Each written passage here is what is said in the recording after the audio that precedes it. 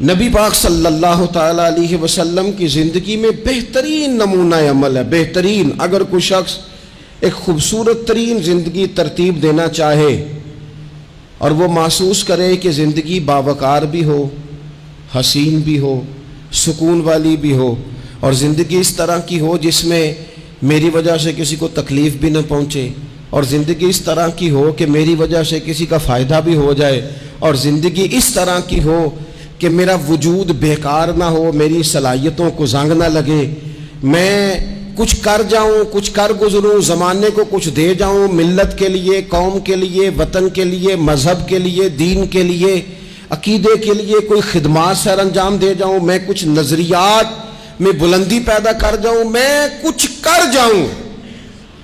اگر کچھ چاہے کہ میں کچھ کر جاؤں تو لقد کان لکم فی رسول اللہ اسوۃ حسنہ، پھر اس کے لیے میرے نبی پاک کی زندگی ایک بہترین نمونہ ہے، بہترین نمونہ۔ آپ تھوڑا سا اس آیہ مقدسہ کا پس منظر سمجھیں گے۔ یہ آیت نازل کب ہوئی؟ یہ آیت نازل ہوئی ہے غزوہ خندق کے موقع پر۔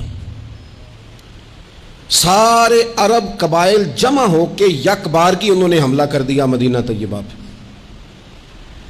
اور زمینی حقائق یہ ہیں، اندر کی صورتحال یہ ہے کہ یہودی جو بڑی دیر سے معاہدہ کیے ہوئے تھے مسلمانوں کے ساتھ، انہوں نے معاہدہ بھی توڑ دیا۔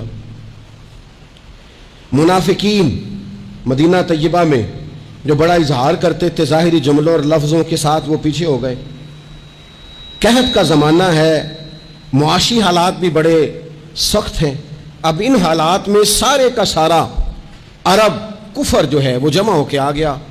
اب حضور نے ان کے خلاف کھڑے ہونا ہے، صحابہ کو جمع کیا گیا، مشاورت کی گئی، اب کیا کیا جائے۔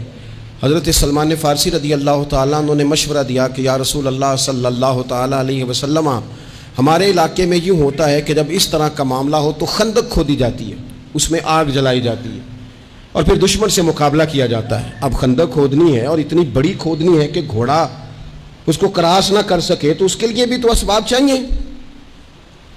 یعنی اندر بھی حالات اس طرح کے نہیں ہیں، جو مدینہ طیبہ کے اندر جو آبادیاں موجود ہیں وہ بھی سارے ظاہری طور پر ساتھ چھوڑ چکے ہیں، اور سامنے جو لوگ آئے ہیں وہ سارے جمع ہو کے یکبارگی آئے۔ اب مقابلہ ہے اور مالی حالات بھی کمزور ہیں۔ حضور نے فرمایا کھودو بھائی خندق۔ کیا غریبوں کے بچے صرف دکھ اٹھائیں گے؟ مسکینوں کے بچے صرف دنیا میں دکھ اٹھائیں گے؟ حضور نے لوگوں کی اس بات کو غلط کیا۔ جس طرح باقی لوگ خندق کھودنے میں مشغول تھے، اللہ کے رسول خود بھی مشغول ہو گئے۔ لوگ جیسے اندر سے مٹی اٹھا اٹھا کے خندق سے باہر لاتے تھے، نبی کریم بھی اٹھا کے باہر لاتے تھے۔ جتنی محنت دوسرے کر رہے تھے حضور اس سے ڈبل کر رہے، بلکہ صحابہ فرماتے ہیں درمیان میں کچھ ایسی چٹانیں آئیں جو ہم سے نہیں ٹوٹتی تھی، تو حضور نے فرمایا مجھے دونا تھوڑا، مجھے دونا اوزار، میں تمہیں توڑ کے دیتا ہوں۔ حضور نے باقاعدہ عملاً اس میں کام کیا۔ اور جب ہم نے کہا نا یا رسول اللہ ہم نے تو بھوک کی وجہ سے پیٹ پہ پتھر باندھے ہیں، تو حضور نے کپڑا ہٹا کے کہا تم نے اگر ایک باندھا ہے تو میں نے دو باندھے ہوئے ہیں۔